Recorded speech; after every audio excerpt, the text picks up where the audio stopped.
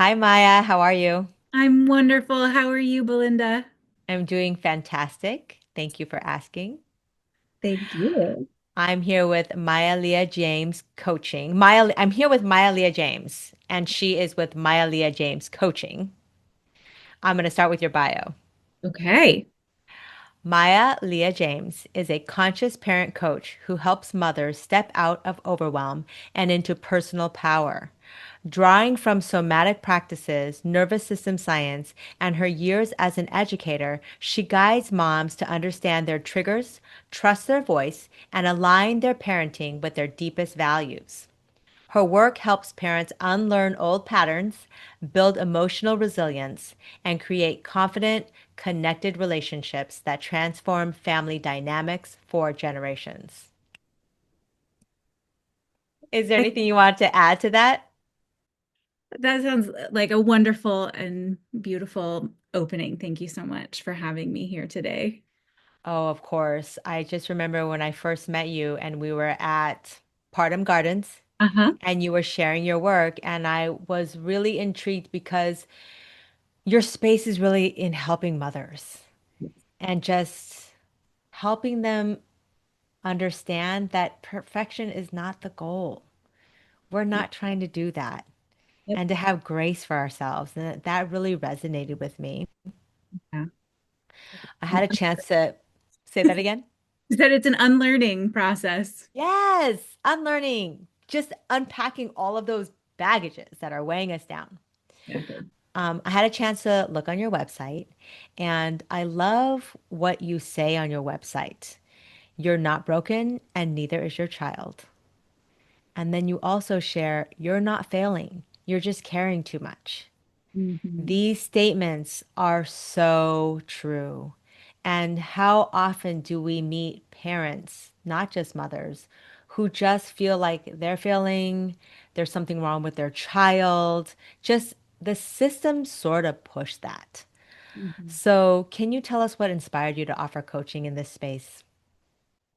Absolutely. Thank you so much for asking. I decided to offer coaching in this space because I was a parent who really needed it. And so much of what I share on my website comes from my personal background and what I see so often. And, I started out feeling so alone as a mom and feeling like I'm the only person in the world dealing with this. And I don't know what to do. I feel like I'm failing and I'm doing all the quote unquote right things that society tells us to do to fix the problems. Okay. And Ah, none of it was working. I was reading all the books. I none was of them is listening. real. No, no, because it's like okay, just to name it, in case any of you parents who are listening are wanting to like know, like what was your story and what are those things that you were doing that weren't working? Well, I was reading all the books, I was listening to all the podcasts, I was doing lots of research, I was staying up late into the evenings scrolling and trying to find the right scripts and tips and strategies. And because I have a background in education, I not only went through public education for 20 years of my life, plus university and master's programs and everything, but I was also a teacher for a decade. And so, of course, I was like trying to be the good girl and do all the research and get the A on the project. And I'd done all that and nothing was changing. Not only this overwhelm that I was feeling and this sense of just never being enough or doing enough, but also feeling like I was failing. And none of those things are going to be fixed with information. No, of course not, because there's vast information out there, and there's a yes for any question that you have. Yeah. Right? So whatever you're focusing on at the moment, like, should I have my child cry it out? Yes. Should I not have my child cry it out? Yes. Yep. You, Exactly. It's just information overload. And like, there's so many experts in the world. Like, which one has the right answer? And it was because I was looking for quote unquote the right answer that you're going to find a right answer to any, like you said, any question you ask. You're going to find somebody that says there's a right answer. And then you're going to use that and you're going to go implement and then it doesn't work for whatever reason. And it's mostly because you're interpreting like it should work faster, it should be this way, or it should be that way. Like if you're using cry it out, like, okay, I'm going to do the one night thing or the two-night thing or Oh my whatever. And God. then your child is still crying. It's like, oh, didn't work. Got to try something new. And it's a constant hamster wheel of trying to get information, trying something new, and then feeling like you're failing constantly. So, our information gathering society is not actually solving what parents are really struggling with, which is I am brand new at parenting every single day Mm-hmm. from day Yep. one. It's Yes. the only job in the world that doesn't come with training. It doesn't come with a manual. It doesn't come with a village, even though we're told we need all of that stuff. Mm-hmm. And nobody knows our child like we do. No. And becoming a mother in a society that has told us that we need to look a certain way, we need to do all the things, and we need to go, go, go, and do more, more, more. We have been conditioned over a lifetime to stop listening to this intuition that lives inside of us. Many lifetimes, Many lifetimes. generations. And we just kind of believe that I'm gonna figure this out. But then we when we become parents and then we become parents and we're like, I'm trying to figure it out, but I'm doing all the things that I've been told or trained or conditioned to do, which is get information. And none of that is helping me feel like I am doing what I'm supposed to be doing. Right. Right. And it really disconnects you more from yourself and from your child because now you're looking at your child like your child is some sort of robot or Mhm. entity that you need to put things on and fix, as opposed to just connecting with the child and knowing that your child is perfect the way they are. And if we can just sit and be okay and not try to access all those outside information, like we know what's best for our child, and our child knows what's best for themselves, and they'll let us know. They're the book, they're the manual.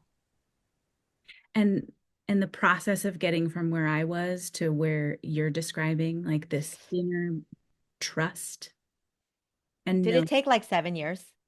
yes. As a matter of fact, um, it, it is a process and it's an unlearning and unwiring slash rewiring of like listening to the voice within and trusting it, and also shifting the paradigm like of how we see children. I come from an education background where everything in our public schools, the way that I was taught in my master's program, the way that the community that I was surrounded by for years, it's all behavior based um, behaviorism. It's like you have to do this to change the behaviors. You give a Right, reward or a punishment to change the behavior, and it's all about the behavior. But the behavior is not the problem; it's the symptom. right, right, right. It's the communication. Yes. Yeah. Hmm. And all behavior is communicating an unmet need, a need, not Yeah, always an unmet need. right. A Um, need that is wanting to be met. yes. And if we start meeting those needs Hmm. and trusting humans Hmm. and And being human. being human and Do we listening, know how to be human anymore? my goodness. Well, we are taught from such a young age to constantly be looking outside of ourselves for validation. And we are conditioned that way every single time. Like some examples in childhood, when a child wants to do something that seems a little scary for what their parents perceive as their capability. And the parent is following behind saying, "Be careful, be careful, be careful." And the child is just exploring Mhm. in a relative, like at a playground, for example. It's a relatively safe place. There's absolutely, depending on the age and abilities of children, there can be unsafe things that they can do, but Of course. it's a really good place for children to practice Absolutely. using their body, exploring their abilities. And somehow we've gotten to a place where allowing children to do that is very feels very unsafe in our bodies as adults. And which is why Yeah. we follow them and Mhm. keep our hands around them so that they don't fall or pick them up when they do fall and constantly tell them to be careful. But what we're actually doing is asking that child to disregard what's happening in their body. Like, I feel capable of trying this thing. Let's see what happens. To, oh, somebody else is telling me to be careful. There must be danger. And now I'm scanning my environment for danger because somebody outside of me told me there's danger. And so now Yeah. I don't trust myself. I don't trust Yeah. my body. I'm not listening to my body and my capability anymore. And what happens is a lifetime of that. Yep. That starts so young. We become adults who absolutely have no trust for our inner voice because we've spent our entire lives looking outside of us to see, am I doing the right thing? Am I safe here? Am I okay? Do I look the right way? Am I being the right way? Am I saying the right thing? Right. And we become parents who are so terrified of being judged by other parents around us Hmm. that it feels really unsafe to go to the playground and have our kid being loud Yeah.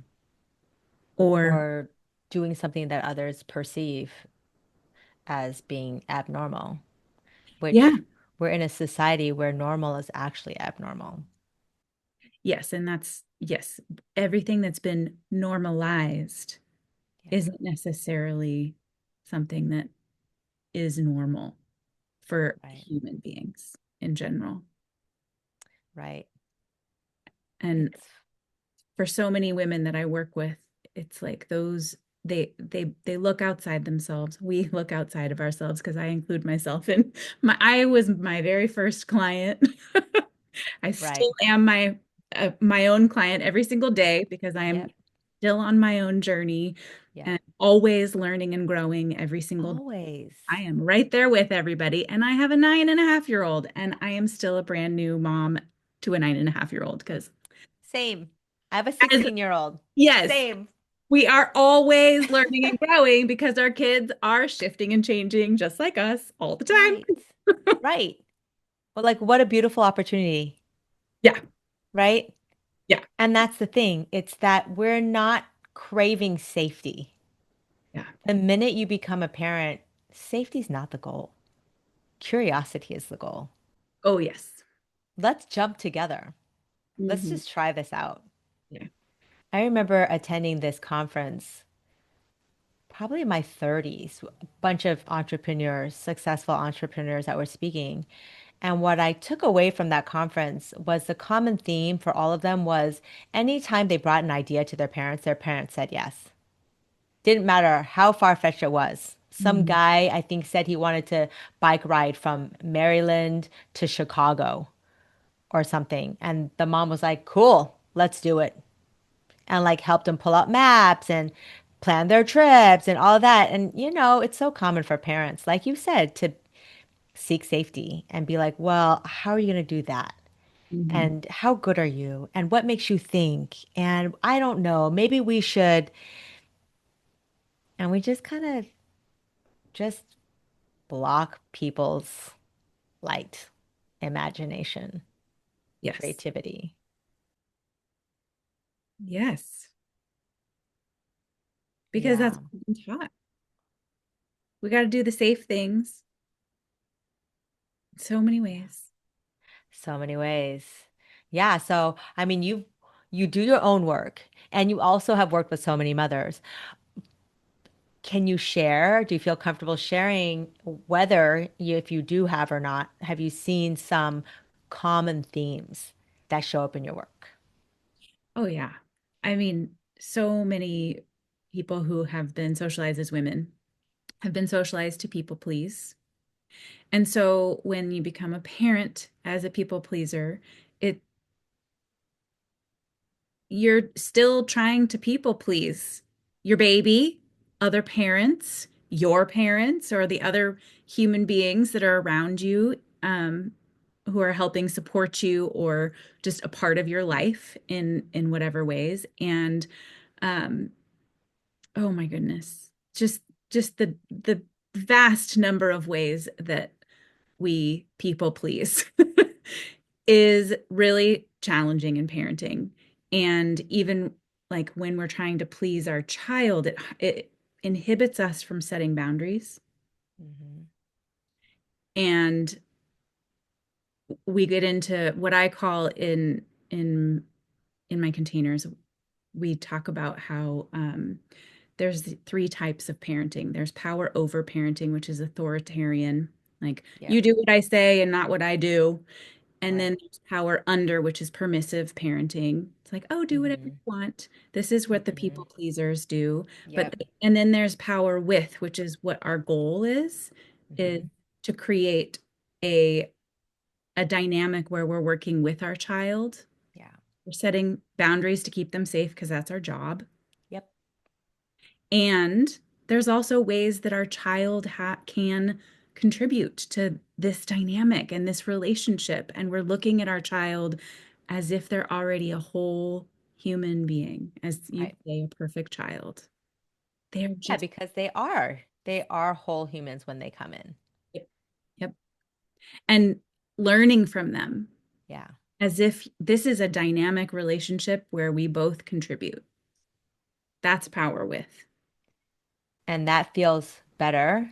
And that's how we change family dynamics Mhm. and the paradigm of raising children. Because we almost don't even want to call them children. We want to just call them like little humans so that we know that they're just littler than us, but they're not lacking in any wisdom because the younger they are, the closer they are to God, to spirit, to the Mhm. oneness. And we sort of want to maintain that and also give them respect.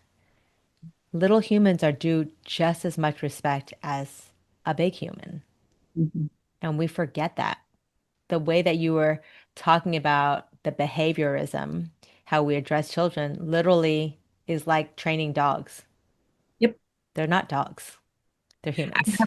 I have friends who they adopted a dog recently and they're doing some puppy training and they're like, oh my gosh, it is so much like raising a kid. It's like, yes, in many ways.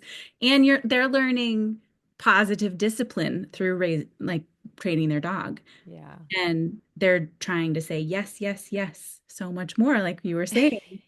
And they're like, it's actually really helpful. Oh my gosh, that's so sad. It's so great though, because like wherever if you're gonna learn it there, it's great to learn it. Right. No Just matter learn it. where it's coming from, just learn it. Like Right. they weren't ready. I mean, I'm making up a story, but it's like Right. when you're ready, you're ready. Right. And forcing anything is not going to be a good situation. Right. Right. Yeah, and that's where I often will say we really could use practicing, practicing our agency, Mhm. with people, practicing not people pleasing, practicing standing in your truth and not being afraid. Practice that muscle. Yeah. Just practice it all day long in different ways. Yeah. I didn't know that I could set boundaries when I first became a parent. And so it has been a process journey of learning like boundaries. And what I want to return back to what you were saying about like giving children respect and allowing them to like seeing them as a whole human being. And also reminding, like being reminded that their brain development is very different. Their capacity is very different. We're not saying here to let the child rule the house Right. because you, as the parent, are the person in charge of making sure that they have age appropriate boundaries so Yep. that they are safe. Right. It's not allowing them to like eat sugar covered cocoa bombs every day, all day long, because that's probably what they would choose. So my son would choose every day if he could.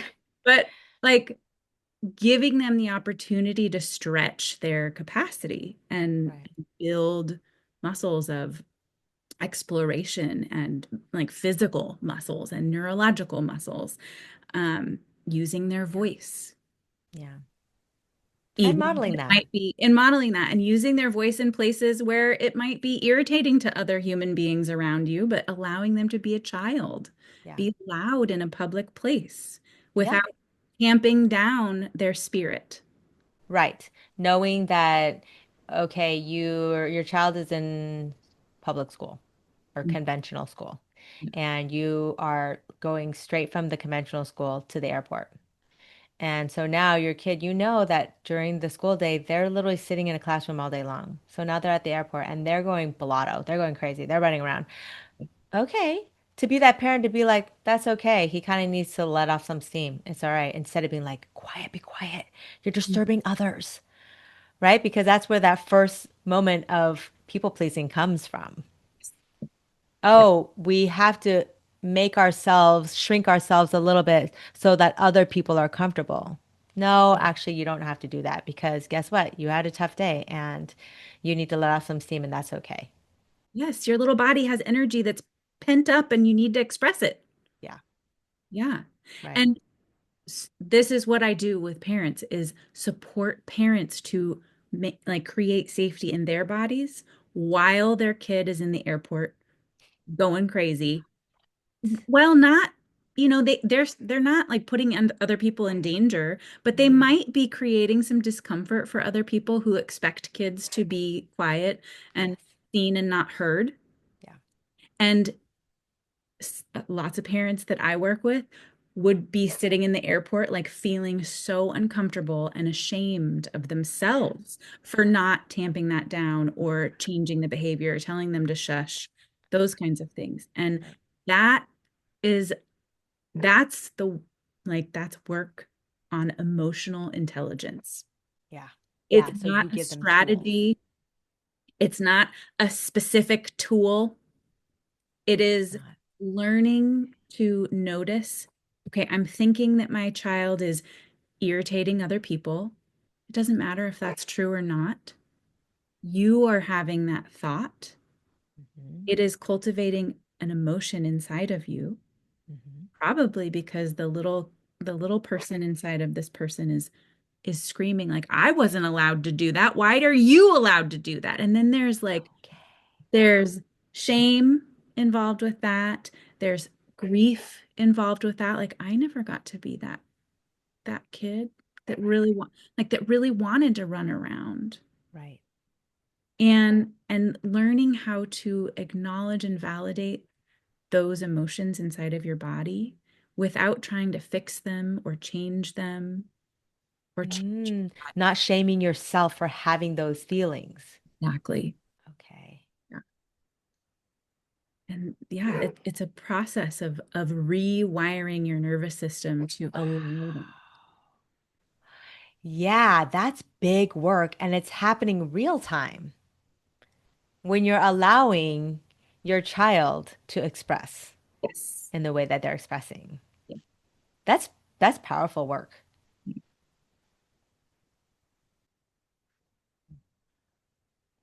Yeah. Yeah. And it's not it's simple, but it's not easy work.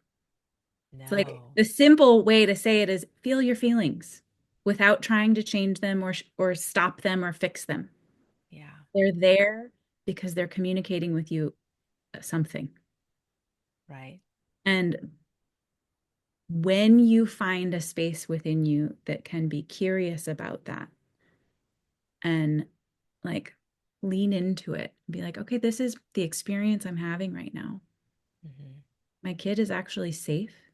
Mm-hmm. My kid is actually being a kid Mm-hmm.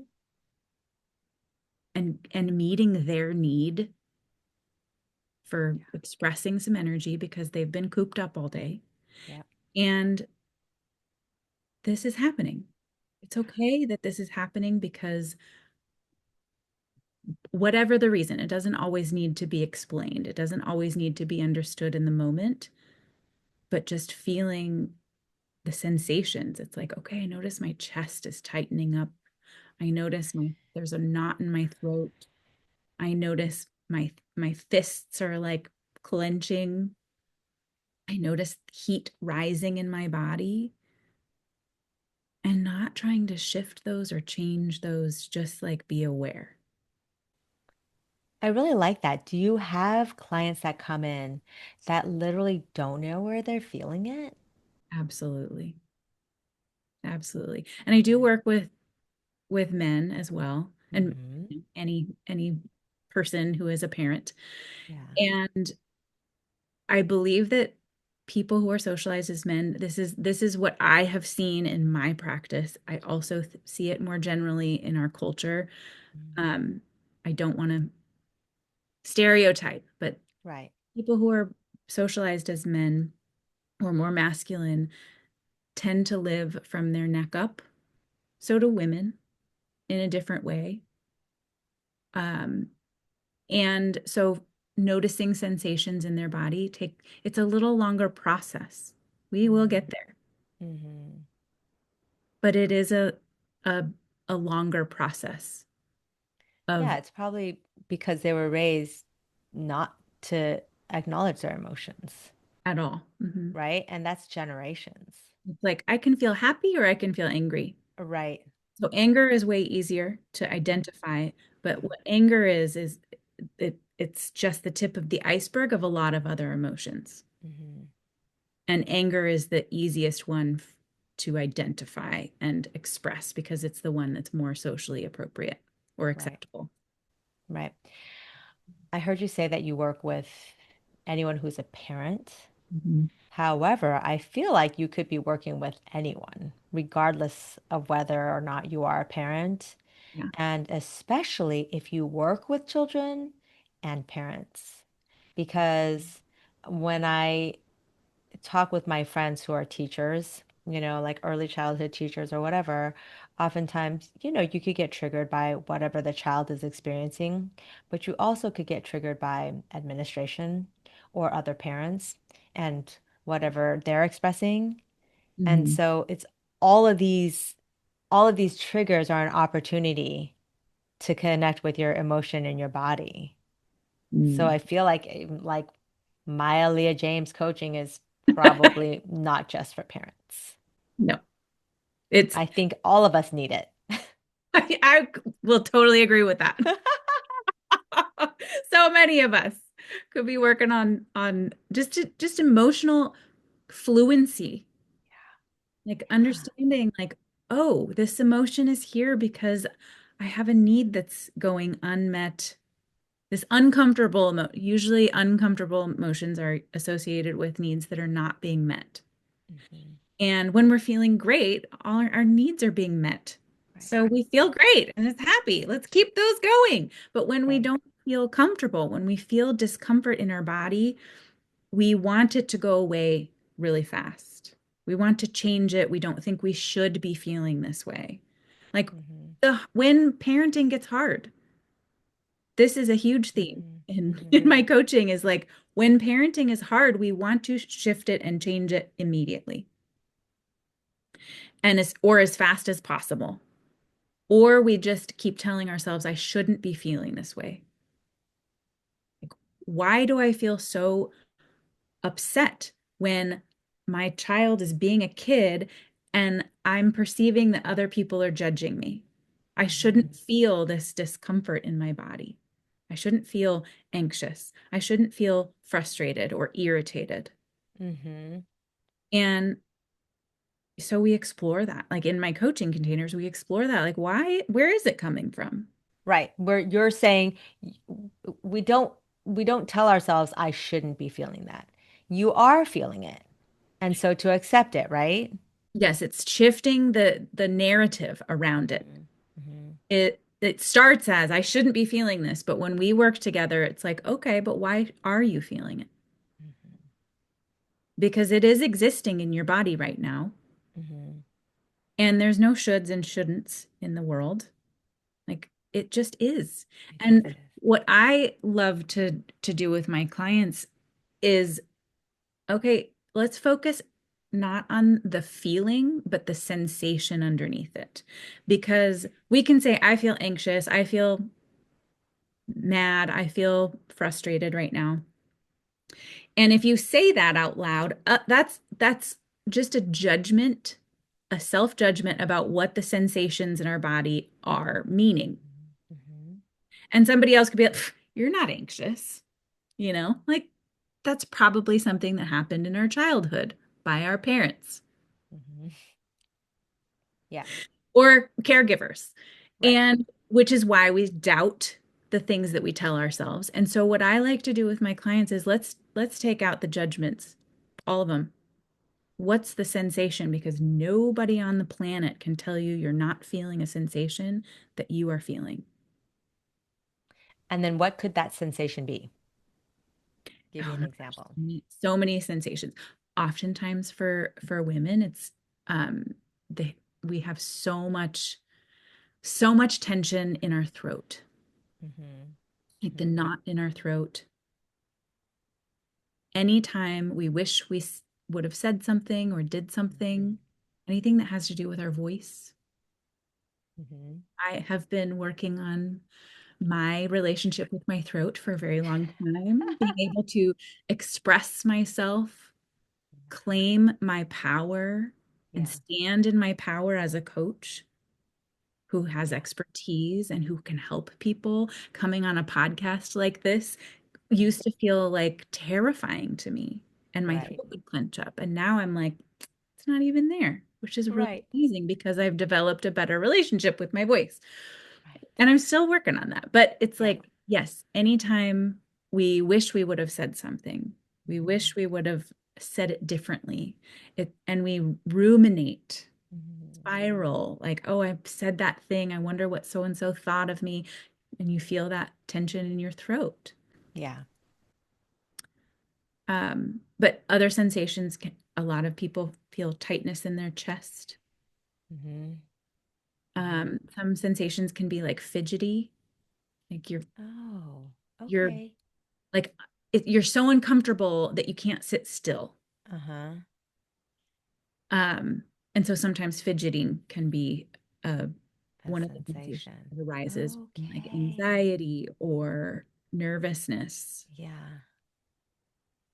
Um, like heat and cool, your body can either Mhm. Mhm. rise in heat when you're feeling angry or irritated, or cool if you're feeling like embarrassed. Yes. Yes. And so your work is just to help people understand, be aware and accepting of these sensations because it's the body communicating Yes. and we don't want to shut it down. Yeah, exactly. Hmm. And the more I mean, it's you're essentially learning the language of your body by attuning to the sensations that are happening. Hmm. And then as you continue to practice that, you can validate yourself. Oh, I notice that I'm feeling this tension in my chest. I'm noticing there's a knot in my throat. I'm noticing heat rising. Wonder what I need. Or what I was yearning for in that moment was XYZ. And it just brings so much more compassion when you can just name what's happening with the sensations and like, no words that describe them other than Hmm. this is what's happening in my body. Right. And it invites more compassion. Like your capacity for compassion increases when you're noticing these things more frequently. Right. I feel like what you're describing asks for pretty big pauses throughout the day. So is that how you're walking in the world? A little bit slower, a little bit more mindful? Absolutely. And so many, yes, that's perfect. Um, yes. And what I find is that so many of the parents that come to me and are wanting to work with me, they're like, I've tried all the things, nothing is working. I know what I need to know. I know what I need to do in the moment. I'm just not able to do it. I know I need to pause and give myself a moment to collect myself and ground myself before I lose my shit on my kid. Hmm. But I'm not doing that. And then I'm spiraling in shame and blame and like the shoulds. Yeah, Okay. right. Yeah, How do I actually do the pause? right. And it's about developing the muscle. Like if you're at that place of being so very aware that there are sensations bubbling up, like the pressure cooker is rising and I'm about to explode and I know I need a pause, but I do it anyway. Yeah. That's when you need my help. That's when you come to me Right. so that you can stop that cycle of shame spiral. Hmm. Shame, guilt. Yes. Yeah. And really the way to create those pauses is practice, Hmm. but also exploring what's underneath it. Like, where is this coming from? I know you're like the moms that come to me are cycle breakers. They really want Yeah. to do parenting differently than it was done when they were young. Right. And we think that we're just going to know how to do better and we're going to just like read all the books and be able to do it. And that's not, the books are giving you information, they're not building skills. Right. And if books were going to help you, if information was going to help you, you'd already have changed the behavior. But the behavior is so deeply ingrained. Right. It's wired in your nervous system because of Yeah. what you experienced. Right. And so you need something like someone else to co-regulate with you Right. and to witness you Hmm. and to be with you as you develop the skill of emotion regulation, emotional fluency, learning the Yeah. language of your body. Right. You're the village Yeah. because we can read all we want and we could set the intention and sure there are going to be people who can do it. They can do the work by reading a particular book Yep. or listening to a podcast. But more so than not, parents don't really have the time. And Yeah. so when you have somebody who can hold your hand and walk you through it and just gently guide you, and also because we are our worst critics, it's Yes. nice to have somebody beside me who's going to say, "You're doing a great job." And like keep reminding you that like you're doing a great job because we beat ourselves up all the time. And so that's why, you work with a coach Yeah. to bring some gentleness into your life. Mhm. And shift your focus Yeah. because literally we have so many bits of information coming into all of our senses in every single moment. Yeah. And we only our consciousness is only 5% of all that information at most. Yeah. So if we're choosing to look at all the ways that we're failing, if we just okay, let's look at the 5% that we're conscious of Hmm. as though it's like a flashlight in a dark room. Hmm. Okay. Yeah. And we're pointing that flashlight on the all the ways that we're failing. No wonder that feels like shit Right. because we're only looking at the evidence that we think is important, which is all the ways that we're failing. When you work with a coach, you also get to uncover all the ways that you're already showing up as an incredible connected parent. All the Yes. ways that you're already breaking cycles every single day, Yes. and all the Yes. ways you're doing it differently. So, all we do in coaching is move the beam of light Yeah. 2 degrees Yes.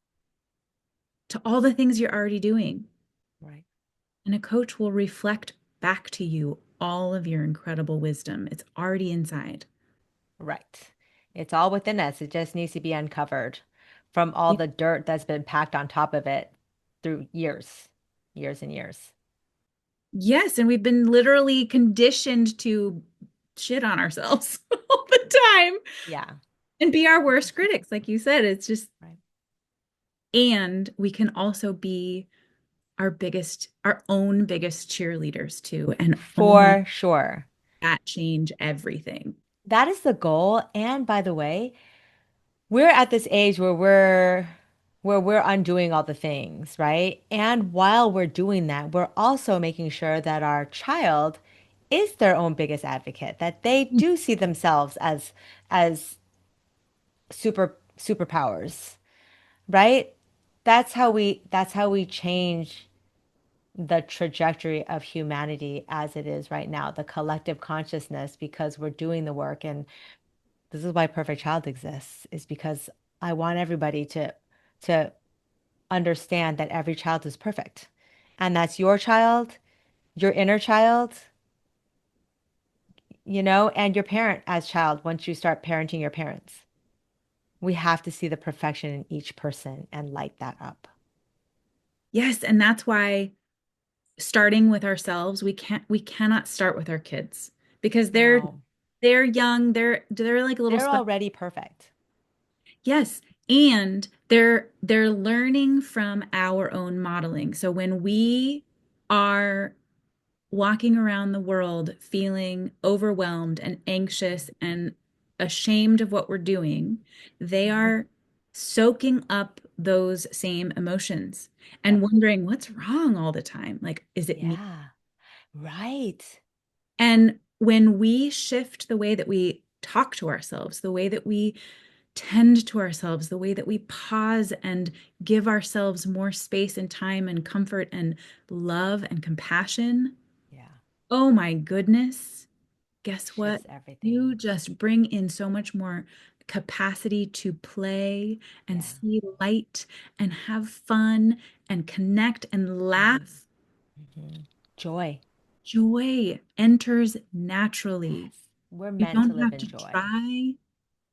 You don't Yeah. have to go searching for it. It just is part of your life when you decide that you're worth it. Yeah.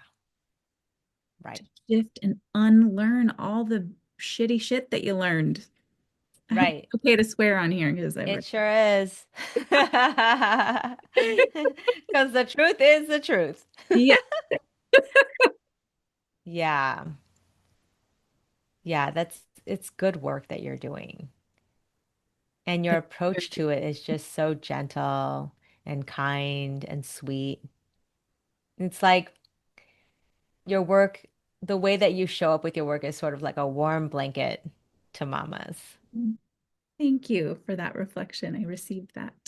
Yeah, I've seen it and it just feels really good. That's what I want. Yeah. I Thank you. want Thank you mama for to. sharing all that you do. Yeah. Yeah. So tell me, is there anything else you want to share before we end our time together?